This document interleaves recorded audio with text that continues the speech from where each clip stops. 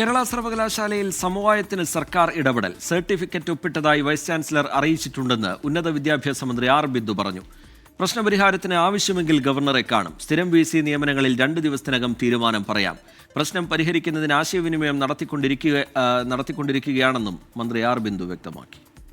ഇന്നിപ്പോൾ higher education കൗൺസിലിൻ്റെ യോഗത്തിൽ VC-മാരെല്ലാവരും പങ്കെടുത്തിരുന്നു. ഞാൻ അവരോട് ഈ അഭ്യർത്ഥന മുന്നോട്ട് വച്ചിട്ടുണ്ട്.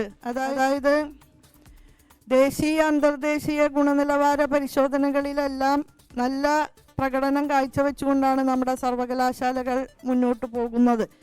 ആ ഗുണമേന്മ വർധനവിൻ്റെ മുന്നോട്ടുള്ള പ്രയാണം അങ്ങനെ നിലനിർത്തി കൊണ്ടുപോകുക എന്നുള്ളത് വളരെ പ്രധാനപ്പെട്ട ചുമതലയാണ്.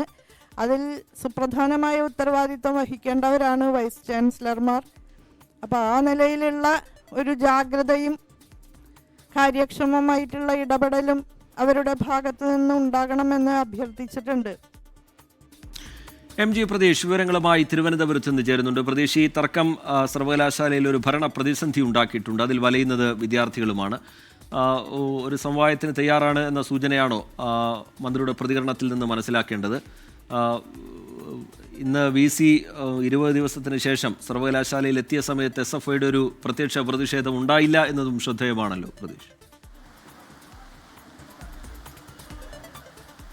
റിജിത്ത്, തീർച്ചയായും. കാരണം കഴിഞ്ഞ കുറേ നാളുകളായി സംസ്ഥാനത്തെ സർവകലാശാലകളിൽ സമാനതകളില്ലാത്ത പ്രതിസന്ധി നിലനിൽക്കുകയാണ്. അത് വിദ്യാർത്ഥികളുടെ ഭാവി തന്നെ തുലാസിലാക്കുന്ന നടപടികളാണ് ഈ സർക്കാരും ചാൻസലർ കൂടിയായ ഗവർണറും തമ്മിലുള്ള പോരിൻ്റെ ഭാഗമായി ഉണ്ടായിട്ടുള്ളത്. പക്ഷേ ആദ്യഘട്ടത്തിലൊക്കെ തന്നെ ചാൻസലർക്കും VCക്കുമെതിരെ ശക്തമായ നിലപാടുകൾ, വിമർശനങ്ങൾ സ്വീകരിച്ച അതേ സർക്കാർ തന്നെ ആ വിഷയത്തിൽ കുറച്ച് മയപ്പെടുന്നു എന്നതാണ് നമുക്ക് ഈ പ്രതികരണങ്ങളിൽ നിന്ന് തന്നെ വ്യക്തമാകുന്ന കാര്യം. കാരണം 20 ദിവസങ്ങൾക്ക് ശേഷമാണ് കേരള സർവകലാശാലയിൽ VC മോഹനൻ കുന്നുമ്മൽ എത്തുന്നത്. പക്ഷേ ഒരു പ്രതിഷേധവും ഉണ്ടായില്ല. അത് സർക്കാരിൻ്റെ തന്നെ ഒരു തീരുമാനപ്രകാരമാണ് ആ പ്രതിഷേധങ്ങളിൽ നിന്ന് SFI പിന്മാറിയിട്ടുള്ളത്.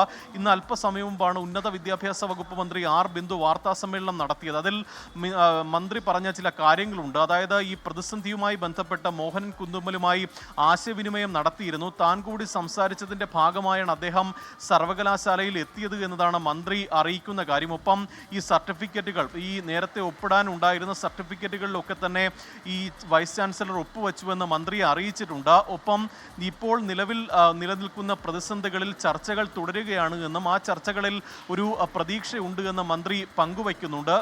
ഇക്കാര്യം മുഖ്യമന്ത്രി ഈ വിഷയത്തിൽ ഇടപെട്ടിട്ടുണ്ടോ എന്ന് മന്ത്രിയോട് ചോദിച്ചപ്പോൾ മന്ത്രി പറഞ്ഞ മറുപടി, നിലവിൽ ഈ മന്ത്രിതലത്തിലുള്ള ചർച്ചകളാണ് നടന്നുകൊണ്ടിരിക്കുന്നത്. അതുകൊണ്ട് തന്നെ അതിലൊരു തീരുമാനമാകുമെന്നതാണ് സർക്കാരും പ്രതീക്ഷിക്കുന്ന കാര്യം. ഒന്ന്, ഈ 20-ാം തീയതി കേരളത്തിന് പുറത്തുള്ള ഗവർണർ തിരിച്ചെത്തുന്നുണ്ട്. തിരിച്ചെത്തിയാൽ ഉടൻ ഗവർണറെ നേരിൽ കാണാനുള്ള ഒരു ആലോചനയും നടക്കും. കേരള സർവകലാശാലയിലെ തർക്കത്തിൽ ഒരു സമവായത്തിന് സർക്കാർ മുൻകൈ എടുക്കുന്നു എന്ന തരത്തിലുള്ള സൂചനകളാണ് പുറത്തുവരുന്നത്. പ്രശ്നപരിഹാരത്തിന് ആവശ്യമെങ്കിൽ ഗവർണറെ കാണും എന്ന കാര്യം മന്ത്രി ആർ ബിന്ദു ആവർത്തിച്ച് വ്യക്തമാക്കുന്നുണ്ട്. MG പ്രതീഷ് തിരുവനന്തപുരത്ത് നിന്ന് വിശദാംശങ്ങൾ പങ്കുവയ്ക്കുകയായിരുന്നു.